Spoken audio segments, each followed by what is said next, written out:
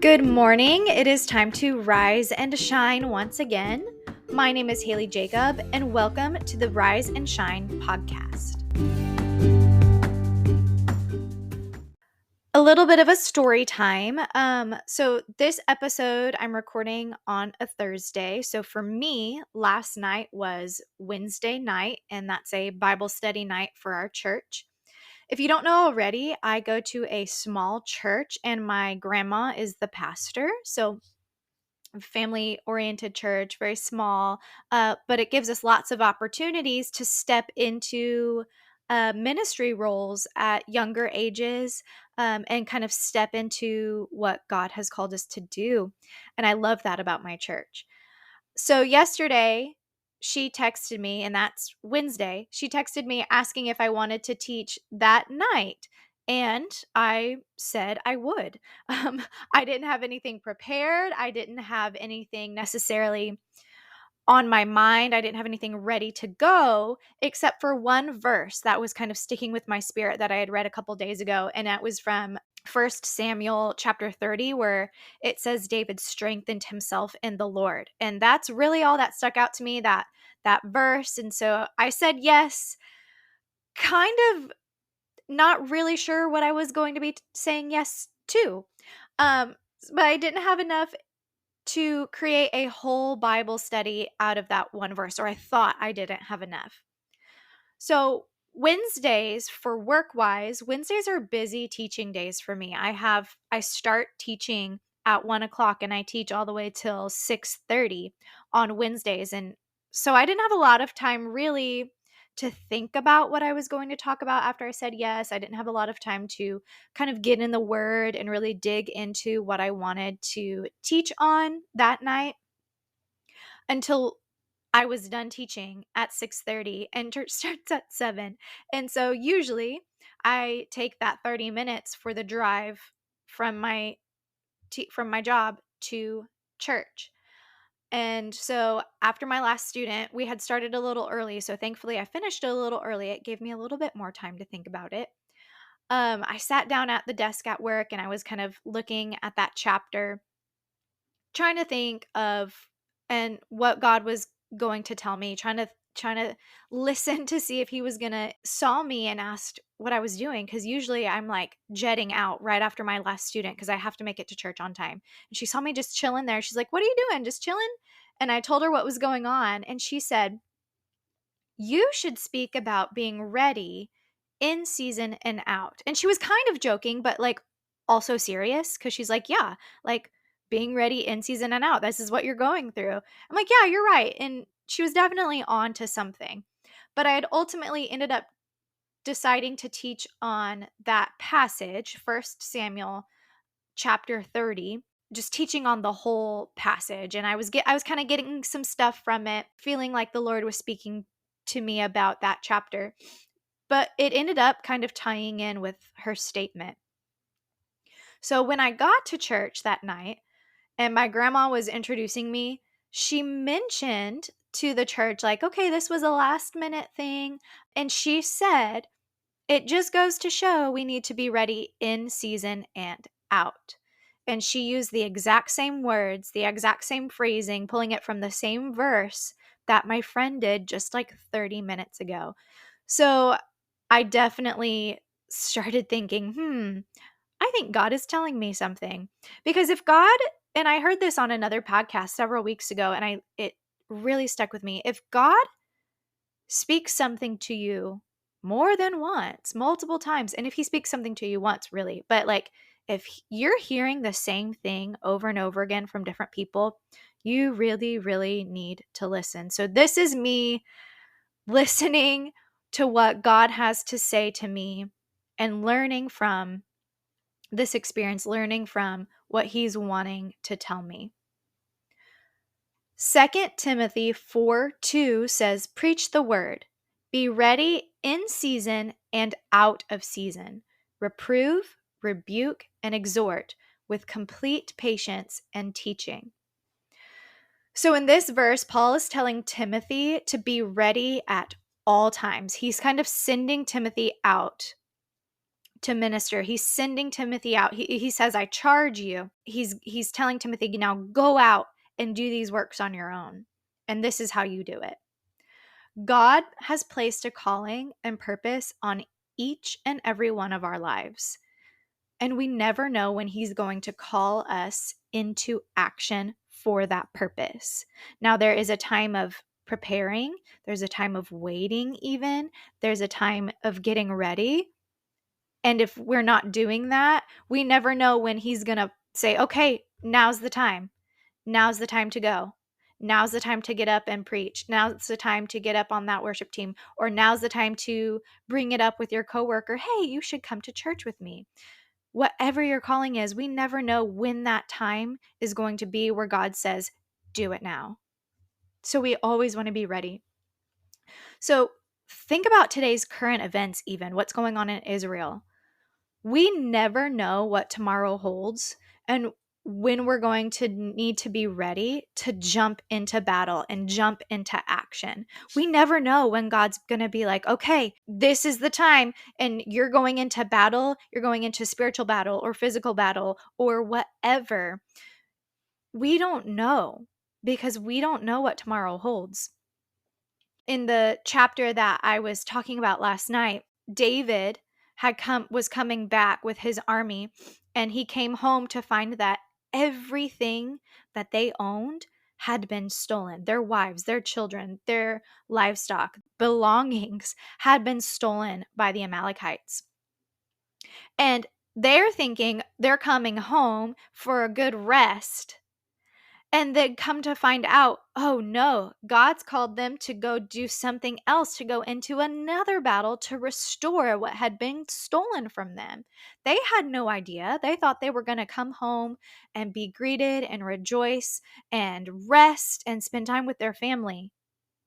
But they had to be ready because they were about to go into a whole other battle. One way to be ready in any season is staying in prayer and in communication with God. For us to know what God has called us to do, we have to know what he's saying to us. If we're not in prayer, if we're not communicating with God, if we're not listening to what he wants us to do, then we're not readying ourselves to go out into our purpose. You could even know exactly what your purpose is. You could know your calling. Okay, I'm called to be an author. Okay, well, are you studying the scripture? Are you planning your book out? Are you making your drafts? Whatever. Are you writing to practice writing? Are you strengthening your vocabulary? And if you're not, then you're not ready for when God says, here's your book, go write it, right? We can't be in the mindset of, oh, I'm not working in ministry right now, or I'm taking a break, or it's not my week to be on the worship team, or things are really good for everyone right now. I think it's okay if I don't pray every night because everything's going really well, or whatever it is. We can't be in that mindset of, oh, I'll just do that later. It's not my turn to do this. Now's not the time for that. Because we never know when things will cease to be good. We never know when someone's going to be sick on the worship team and you have to jump in and sing last minute.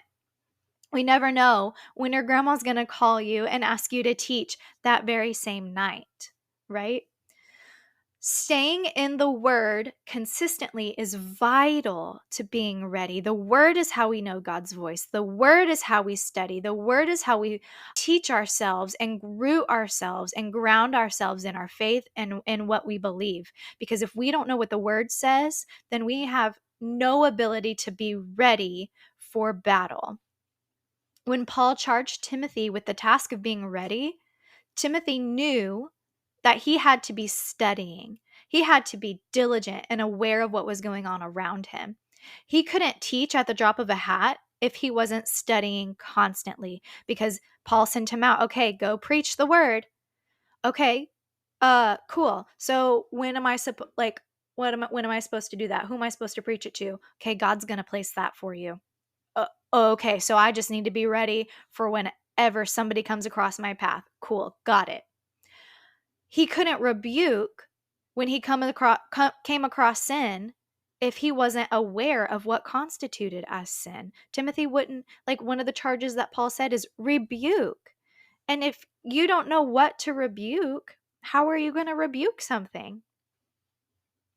If I hadn't been studying that passage already a couple days before, and if I hadn't been reading all of First Samuel, or if I had been in a season where I wasn't reading my Bible routinely, then I definitely would have had to have said no to my grandma's request. I wouldn't have been able to say yes. And I'm not tooting my own horn here, because I easily very could have let myself be in an off season, because I'm definitely guilty of that as well. I'm guilty of having those seasons where, oh, I'm not reading my Bible every night. I'm not studying. We all have those seasons, where we think we get a little lazy, but we can't let ourselves go through those seasons.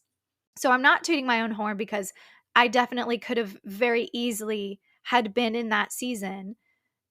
And it has happened before where someone's asked something of me, either to teach or to sing or whatever, and I wasn't ready. I wasn't spiritually ready. I didn't have a song ready, or I didn't have a word ready, because I wasn't practicing singing. I wasn't listening and worshiping, or I wasn't studying the Bible. And it's a little humbling when that happens, when you have to say, oh, no, I can't do that because I wasn't prepared. Or, oh, no, I can't do that because I was off, um, just not paying attention. First Peter 3:15 says, "But in your hearts honor Christ the Lord as holy, always being prepared to make a defense to anyone who asks you for a reason for the hope that is in you, yet do it with gentleness and respect." Always being prepared to make a defense to anyone who asks you for a reason for the hope that is in you. Have you ever come across someone who either disagrees with your faith, or disagrees with you politically, or just disagrees with something that you believe, and you go in to try to prove your point, to try to show your side, to try to convince them, persuade them about why your side is correct, and then come up short because you weren't ready for that debate, or you hadn't thought about why you think a certain way, and you just think it, you hadn't really given it much thought. And then you lost out on convincing that person because you didn't have solid thoughts on the subject. You weren't ready. You didn't have anything to back you up. You hadn't studied about it. I definitely have been there. And it's embarrassing. It's not fun. It's not a fun place to be. There is a lot of noise today, and a lot of different ideologies out there, a lot of different beliefs, and all those people are trying to persuade everyone to believe the same way they believe. And they're like adamant about it. They're like rabid. They are like going hard about trying to convince these people to convince everybody to believe what they believe and think how they think. And I guarantee you, they are out there planning on catching you in a trap. They're laying traps for you. Really think about it. They are out there thinking day and night of ways to twist your beliefs and your thoughts and make them contorted to prove their own point. They're looking for those people who aren't ready. They're looking to catch you off guard, to trip you up, so that they can point at you, laugh, and say, ha, you don't know, so I'm going to take it and twist it and make it my own because you don't know what you believe yourself. And although it's distorted and contrived information, they're doing the work to prove you wrong. They are putting in full effort to prove your point wrong. And we have to be ready to give a solid answer for when people ask you about your faith and your joy and your God. You have to be ready at any time. And you have to be ready with the word. You have to be ready with your knowledge, your love of God, with your strength in Him. You have to be ready for those times where people are going to trip you up and catch you off guard. because there are people out there looking for you to slip and catch you unaware and twist everything you say to make you second guess yourself. But Peter also goes on to say, do this with gentleness and respect. And let me tell you, this is very difficult. It is very difficult to be gentle and respectful with certain people, especially if you're not ready and caught off guard. It's hard enough to be respectful and gentle with these people who are so blatantly rude and loud and in your face and hateful and trying purposefully to trip you up, to catch you, to twist your words. That's difficult in the first place. And it's more difficult when you're not ready. It's more difficult if you go into a situation like that, or you find yourself in a situation like that, and you have no idea how to respond to these people. That's difficult because our instinct, when we feel threatened and unprepared, our instinct is going to be to lash out, to protect, to preserve yourself in any way. It's going to be fight or flight. It's going to be one of these two, and it can't be either. It can't be fight, because then you're just going to be as angry as they are, and it's just going to be a screaming match. And you can't fly away, you can't use flight, because then nobody really wins. Like, you're not proving your point, you're not furthering the kingdom, you're not convincing them, and they're just sitting there smugly thinking they scared you away. So we have to be able to respond with knowledge, and we have to be ready so that we can respond like Jesus would, and he would respond with gentleness and respect. And to know how he would respond, we have to prepare. We have to study how Jesus would respond in different situations, because I think he did respond differently in certain situations. And to know how to respond in our different situations, we have to study that. We have to know how he did it. We have to go and open our Bible and look at the different situations and look at the examples Jesus gives us. Last verse of the day, Matthew 24:42-44 says, "Watch, therefore, for you do not know what hour your Lord is coming. But know this, if the master of the house had known what hour the thief would come, he would have watched and not allowed his house to be broken into. Therefore, you also be ready, for the Son of Man is coming at an hour you do not expect." So we've been talking about being ready really for your calling, being ready for when God calls you up to move you into your ministry, to move you into your calling, to move you into your purpose, and being ready for that, or being ready to defend your faith. But this verse is specifically talking about Jesus's return. And ultimately, if you want to be ready for anything, that's the thing you want to be ready for. You do not want to be unprepared for this one. No one, not even Jesus, knows the exact time he'll return. So we must always, always be ready. In this verse, Jesus gives an example. If someone knows exactly when their house is going to be robbed, if you know, okay, tonight at midnight, somebody's going to try and rob my house, there's no way you're going to just go to sleep like normal. Okay, I'm going to just turn off all the lights, go to sleep, and I think this person is coming, but we'll see. No, you are going to be ready, prepared. You're going to have your lights on. You're going to have the cops on call. You're going to have, if you've got, you're going to defend yourself in some way. You're not just going to sit idly by and let this person rob you blind.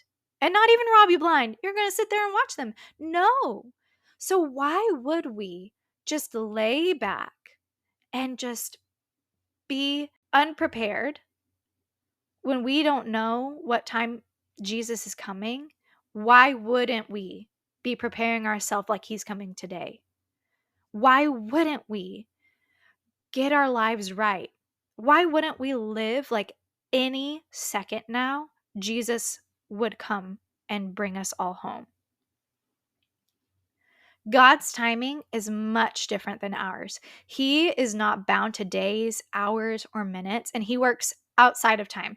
It's something that's pretty much impossible for us to fully understand because we live in a world that is like constructed by time. Time is the most important thing to us in this world. So we can't really fully understand the concept of working outside of time, of time kind of not existing.